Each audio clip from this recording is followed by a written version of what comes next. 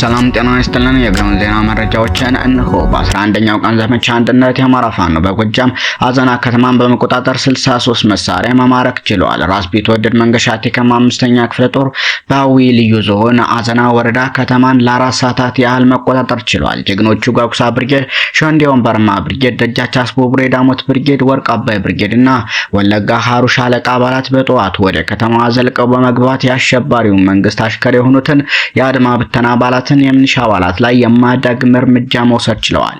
በዚህ አውደ ውጊያም 22 የጠላት ኃይል ሲደመሰስ 42 የጠላት ኃይል ማቁሰል ተችሏል። 4900 ተተኳሽ መማረክ ሲቻል 63 መሳሪያ መማረክ ተችሏል። 21 የቃታ መሳሪያ፣ 42 ክላሽ ተማርከዋል። 320 የታፈኑ እስረኞችን ማስፈታት የተቻለ ሲሆን የታፈኑ ነፍሰ ጡሮችና አመጫጭ ሴቶች ይገኙበት እንደነበርም ታውቋል። የጠላት ማፈኛ የነበረን ካምፕ ሙሉ በሙሉ ማውደም ተችሏል። 3 የጠላት መጠቀሚያ የሆኑ ሞተር ሳይክሎችም ተማርከዋል።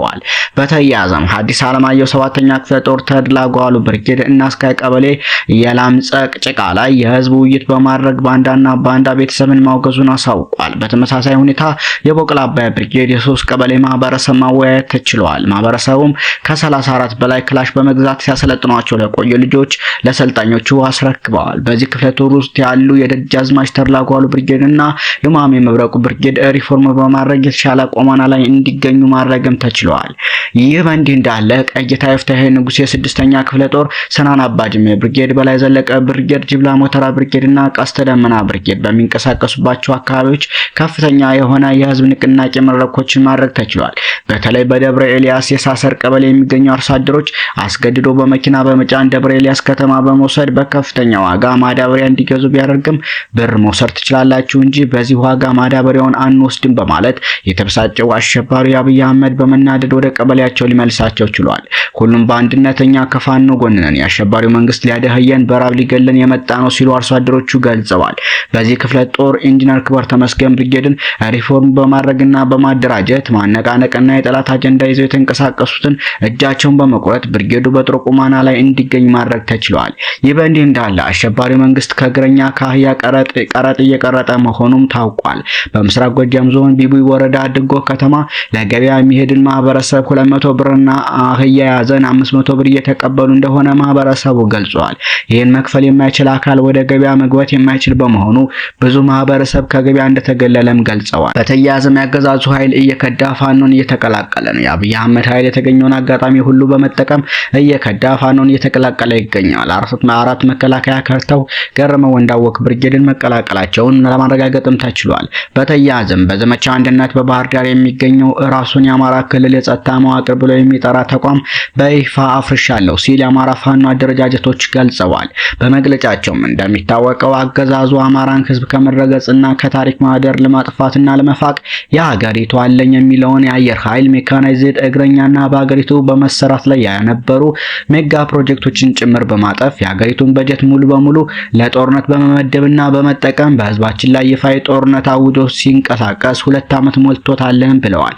ሆኖም ህዝባችንን ከራሱ ካብራኩ በወጡ ፋቀኛ ልጆቹ በፋኖ አደረጃጀት እየተመራ ያላንዳች ድካምና መሰላቸት በመፋለም በክልሉ የአማራ ህዝብ ታሪካዊ ጠላት የሆነውን የብልጽግና መዋቅር፣ የፓርቲው አሽከር የሆነውን የጸጥታ መዋቅር፣ የፖሊስና የሚሊሻ የሰላም አስከባሪና ሌሎች የጸጥታ ተቋማትን እንዲሁም አገዛዙ ስልታዊ በሆነ መንገድ ሲያገለግል የነበረውን የስም መንግስታዊ መዋቅር ሙሉ በሙሉ በማፍረስ አገዛዙን ከአማራ ህዝብ ጋር ያለውን ግንኙነት ተመልሶ መቀጠል እንዳይችል አድርገን ቆርጠነዋል። የክልሉ 90% በላይ የሚሆነውን መዋቅር በመቆጣጠር የማስተዳደር ስራውን እየፈጸመ ይገኛል። እውነታው ይህ ሆኖ ሳለ አገዛዙ የአማራን ክልል ከፋኖ ነጠቁ፣ ሰላም ነው፣ አሸነፍኩ እያለ በውሸት ማደንቆሪያ ማሽኖች በሆኑት የመገናኛ ዘዴዎቹ ኢትዮጵያውያንንና ዓለም አቀፍ ማህበረሰቡን እያወናበደ ይገኛል።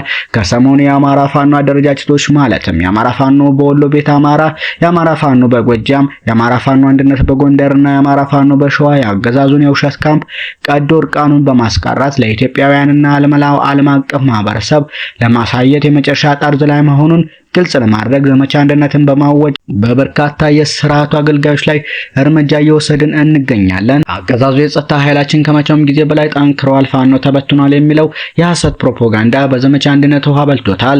የአማራ ክልል የጸጥታ መዋቅር ሙሉ በሙሉ ፈርሷል። የአገዛዙ የጀርባ አጥንት የሚባሉት የክልሉ ሰላምና የጸጥታ ቢሮ ኃላፊ የነበረው ደሳለኝ ጣሰውን ጨምሮ በርካቶችን ከህዝባቸው በላይ ከሚሞቱለት ስልጣን አንስቶ የቁም እስረኛ አድርጓል። የክልሉ የፖሊስ ኮሚሽነር የነበረው ደሴ ደጀኔን ከኃላፊነት አንስቶ አባሮ የቁም እስረኛ አድርጎታል። የክልሉ ሚሊሻ ጽሕፈት ቤት ኃላፊ የነበረው ኮሎኔል በአምላኩ አባይን ከስልጣን አንስቶ የቁም እስረኛ አድርጓል። በአገዛዙ ቤት የሽብር መንፈስ ብቻ ሳይሆን እርስ በርስ መወነጃጀሉን በስቷል። አባው ታደሰ የተባለ የጨፍጫፊ ቡድን መሪ በብስጭት ካላገዛችሁን ክልሉ ለቀን እንወጣለን በማለት መዛቱን በመረጃና ደህንነት መዋቅራችን አረጋግጠናል። ይህ ሁሉ ተአምር እየተፈጠረ ያለው ዘመቻ አንድነትን የአማራ ፋኖ አደረጃጀቶች አውጀው ካላቸው አቅም ላይ ከግማሽ በታች ተጠቀሙ ባለበት ሁኔታ ነው ሲሉ የአማራ ፋኖ በወሎ ቤተ አማራ፣ የአማራ ፋኖ በጎጃም፣ የአማራ ፋኖ አንድነት በጎንደር፣ የአማራ ፋኖ በሸዋ በጥምር መግለጫቸው አሳውቀዋል። በቀጠለው ዘመቻ አንድነት በወሎ ቤተ አማራ ግንባር ፋኖ በድል እየገሰገሰ ነው። የአማራ ፋኖ በወሎ ቤተ አማራ ምዕራብ ወሎ ኮር አማራ ሳይንት መቅደላ ክፍለ ጦር ሼህ ሁሴን ጅብሪል ብርጌድ በደቡብ ወሎ ዞን መቅደላ አምባ ወረዳ ውስጥ ጂሳና ዶቃ በሚባሉ ቀጠና በተሰራው ኦፕሬሽን የጠላትን አከርካሪ ሰብሯል። በስም ወደ ተጠቀሱት የወረዳ አካባቢዎች ለመግባት የተንቀሳቀሰው ጠላት በመቅደላ ጀግኖች ተመቶ ኪሳራ ያደረሰበት ሲሆን በዚህ የተረጋገጠ 4 ጠላት ባልሞ ተኳሾቹ ፋኖቹ ሲመታ ከአራቱ 2 ወዲያውኑ ነው የተደመሰሱት ሲል የሼህ ሁሴን ጅብሪል ብርጌድ ህዝብ ግንኙነት ኃላፊ ፋኖ ቃላብ ወርቅዬ አስታውቋል። ጠላት ወደ መጣበት ሲመለስ አንድ ንጹሃን ረሽኗል። ይህ አይነቱ ድርጊት ባዶ ውጊያ ሽንፈት በገጠማቸው ቁጥር የአብይ አህመድ አባላት የሚፈጽሙት የተለመደ ተግባራቸው ሆኗል። በየጊዜው ንጹሃንን ይረሽናሉ። የጦርነት ህግን የማያውቁ ወታደር ስነልቦና የሌለው የአብይ አህመድ ሰራዊት የሚፈጽመው ግፍ ከዕለት ወደ ዕለት እየተባባሰ ነው የመጣው ሲልም ቃላብ ገልጿል። በዘመቻ አንድነት ኮሬብ ከተማን የተነጠቀው የጠላት ኃይል ከተማይቱን አስለቅቃለሁ ብሎ በርካታ ተሽከርካሪ ወደ ኮሬብ አሁን ዕለት አስጠግቶ የነበረ ቢሆንም የሼህ ሁሴን ጅብሪል ብርጌድ አናብስቶች በጀግንነት መክተውት ሙከራውን አክሽፈውበታል።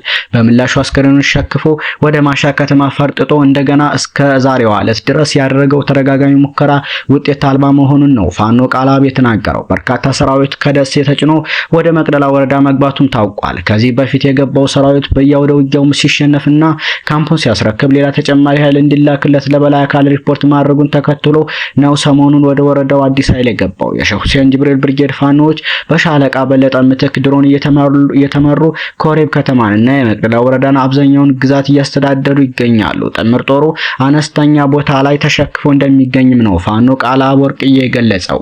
ይህ በእንዲህ እንዳለ ከአረርቲ ወደ ኮርማ ቀበሌ እየተንቀሳቀሰ የነበረውን ገዳይ ቡድን ፋኖ በትር ቀምሶ ተመልሷል። መጋቢት 22 2017 ዓ.ም የአማራ ፋኖ በሸዋ ከሰም ክፍለ ጦር ነበልባል ብርጌድ በሚንቀሳቀስባቸው ቀጠናዎች የፋኖን ኃይል ደመስሳለሁ ብሎ የተንቀሳቀሰው የሰው በላ ቡድን በኮርማ ሀገረ ቀበሌ ሙትና ቁስለኛ ተደርጎ በመመለሱን የብርጌዱ ሚዲያና ኮሙኒኬሽን ኃላፊ ፋኖ መምህር አጥናፉ ገልጿል።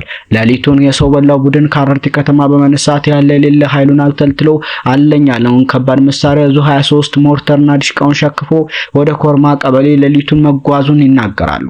ይህ ኃይል አቅጣጫውን በማስፋት በአርጊርጣ ቀበሌ ቦለሌ እንዲሁም ወደ ጨሌ ቀበሌ ሰብሌና ጎርጌ ድሬ አካባቢ ኃይሉን በመዘርጋት ፋኖን ለመክበብ መሞከሩንም አስታውቀዋል። ነገር ግን ያሰበውን ሳያሳካ በነበልባሉ ፋኖች ቦታ ተይዞበት በኮርማ ሀገር ቀበሌ በተሰነዘረበት በትር ሊከብ ሲግበሰበስ የመጣን ኃይል እንዳሹቅ አርግፎ ሙትና ቁስለኛ ሆኖ ውርደቱን ተቀናንቦ ሬሳውን ሸክፎ ወደ መጣበት ፈርጧልም ብሏል። ገዳይ ቡድን በነበልባሎቹን በትር መቋቋም ሲሳነው በንጹሃን ላይ ያነጣጠረ ሞርተር ዙ 23 እና መድፍ በመተኮስ የአዲሱ አደር ቤትና ንብረት አውድሟል። አንድ ንጹህ የአማራ ተወላጅን በግፍ ገድሏል፣ አንድ ሰው አቁስሏል ሲልም የብርጌዱ ሚዲያና ኮሙኒኬሽን ኃላፊ ፋኖ መምህር አጥናፉ አባተ ገልጿል። ሰሞነኛ መረጃዎች እና እኛን ይመስሉ ነበር።